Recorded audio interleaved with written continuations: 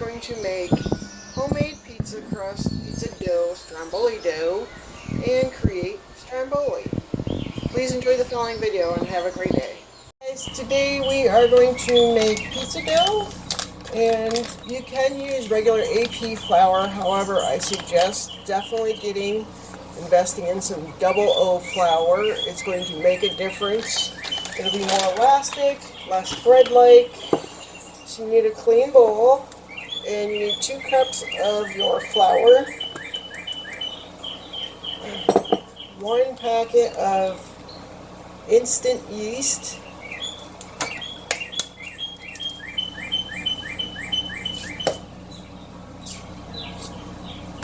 get this open.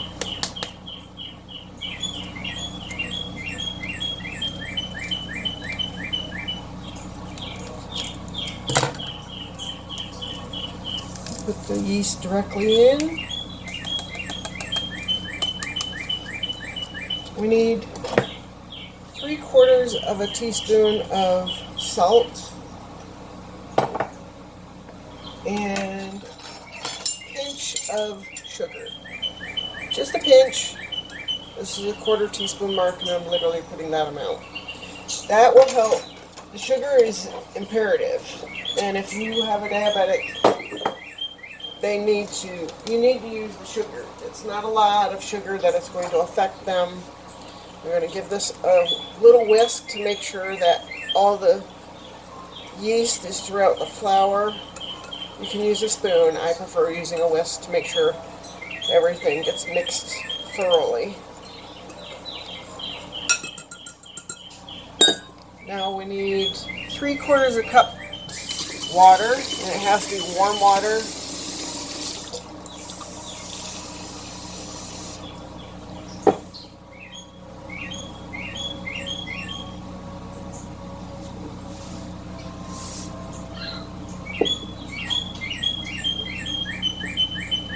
I didn't have my water pre-measured because it has to be perfect temperature. And since there's an air conditioner in here, I don't want it. Okay, so if you don't have a newfangled thermometer, you can use a meat thermometer. That works also if you're unsure of the temperature of your water. It needs to be between 105 and 110.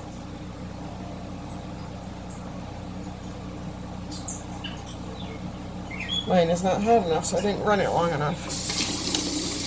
I'm going to get my water hot. I'll be right back with you. So we have here 3/4 cup water. You can use a meat thermometer. It needs to be between 105 and 110, which we have it. It's not necessary if you feel like you can figure out how hot that is. I'm just showing you. And you put that directly in.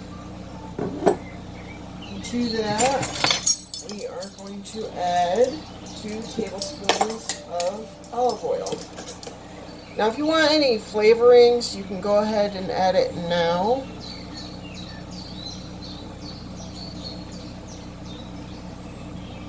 I wait because I actually put my flavorings on top of my crust. And I'm not making pizza with this. I'm actually going to make a stromboli, which I will show you later. So, now that we have all the ingredients combined, you want to use a wooden spoon and stir. Combine all the ingredients.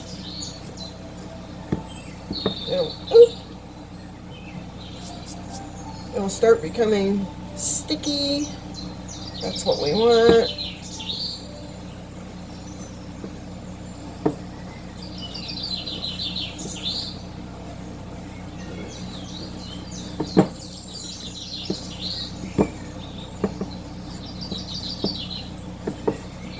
Make sure you get all that loose flour stirred in.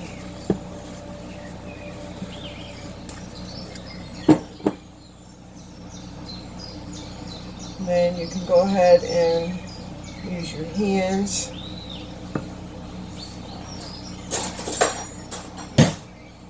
Get it scraped off the spoon here. You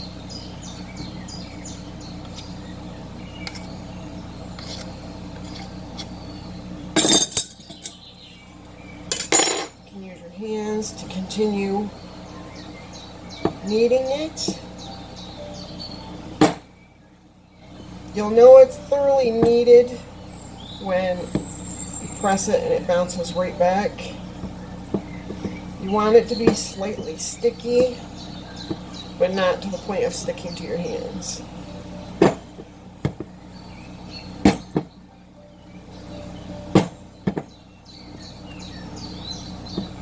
Actually, yeah, this is about right.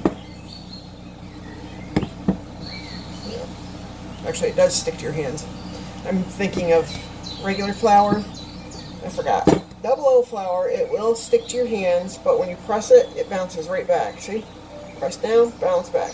Press down, bounce back. So, we are going to set this aside, and we're going to take a clean, dry bowl, and I'm going to put a little olive oil. You can put whatever oil you want. No need to measure it. Literally just a little bit. And we're going to take and baste the whole bowl, the bottom and the sides. I'm trying to do this with a sticky paw. If you need a little more oil, add it. We just want to give a little coat to the bowl.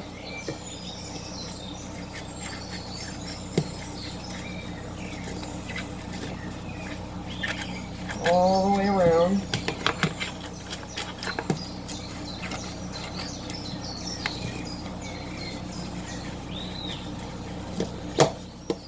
Like so.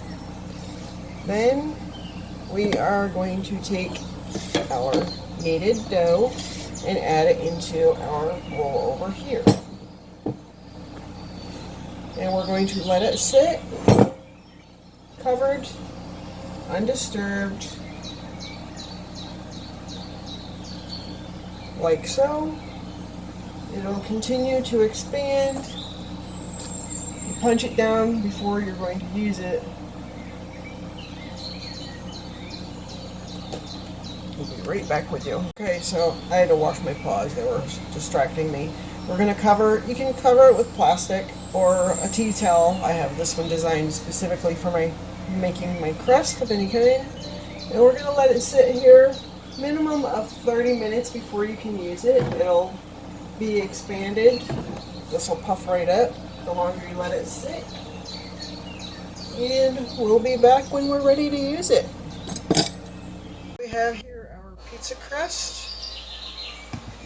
It is risen. It's been sitting. You want to punch it down and knead it a couple of times.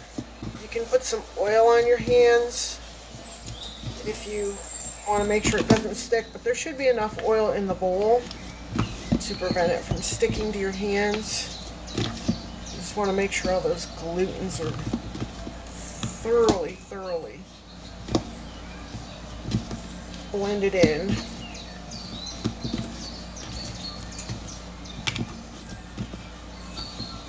I'm going to turn our crust into a stromboli. I have a 350 degree oven setting, preheating. Now it's thoroughly kneaded. I'm going to use some cornmeal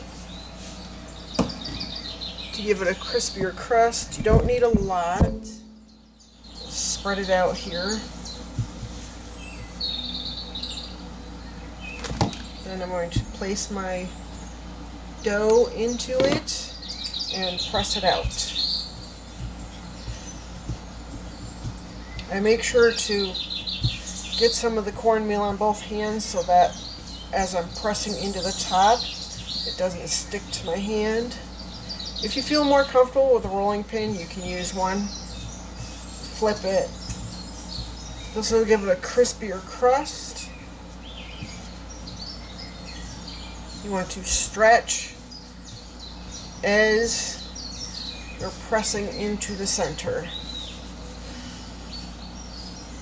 Turn it, rotate it, continue pressing out.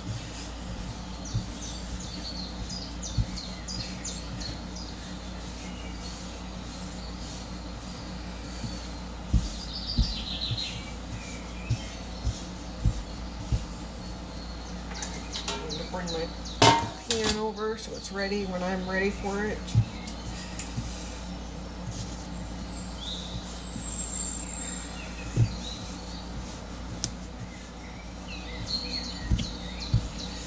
It just wants to spring back on itself. Hopefully you can still see. I need to move the stand back more. So I'm going to take some of my cornmeal, put it on the top of my hands, because I'm going to now put this on my hands and start stretching it.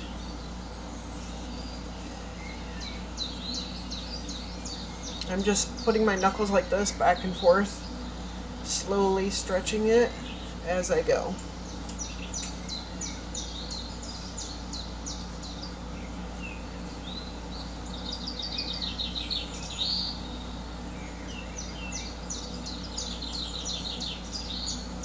I'm going to continue doing so. I will be back when I have it fully stretched. I have here one pizza crust fully spread out.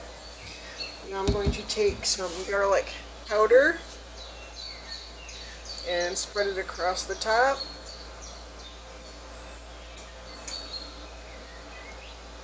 Just light dusting. And I'm going to do the same with some basil.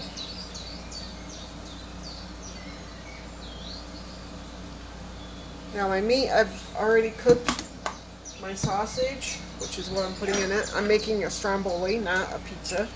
You can make pizza. My sausage is pre-cooked with garlic in it. Go ahead and put that and drained for the fat. Go ahead and put your meat on. Kind of spread it out a little bit.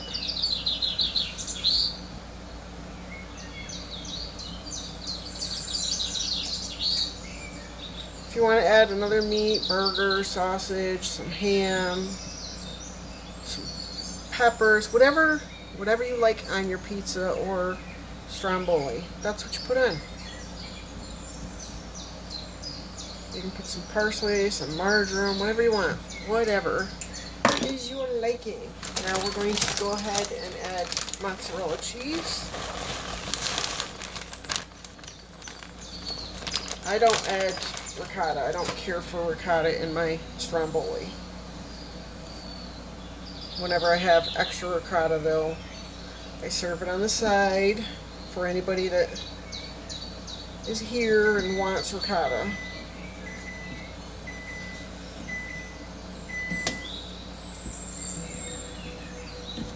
Get all this piled up there.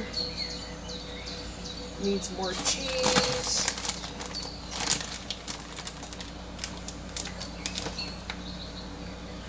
If you can see the meat, it's not enough cheese according to Jay. So I put a lot of cheese.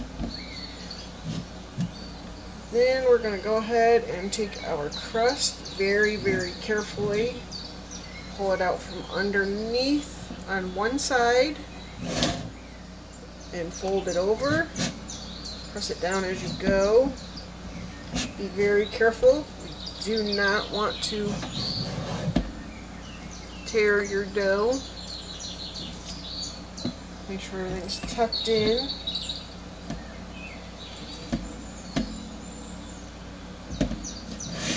So you can see it. I'm going to go ahead and dip my fingers into my cornmeal that I spread my crust in. I'm going to pull down on the side and push it in, kind of like a pie crust. Push in and pinch together. And then I'm going to take it out, fold it over, and do so again. Make sure it gets a good seal on there. And I'm going to continue this all the way around. So I'll be right back after I finish that. After we have our stromboli completely assembled, I'm going to dip my fingers again into the cornstarch, just my index fingers and my thumbs. I'm going to pick up my dough between the fingers and pull apart. Just a little tiny hole for an air vent so it doesn't swell up with air inside the dough and leave a space between your meat, cheese, and your dough. I'm going to bake this at 350 for 30 to 35 minutes, depending on the doneness you like. This is my stromboli. I hope you've enjoyed the video. Please let me know, like, and subscribe.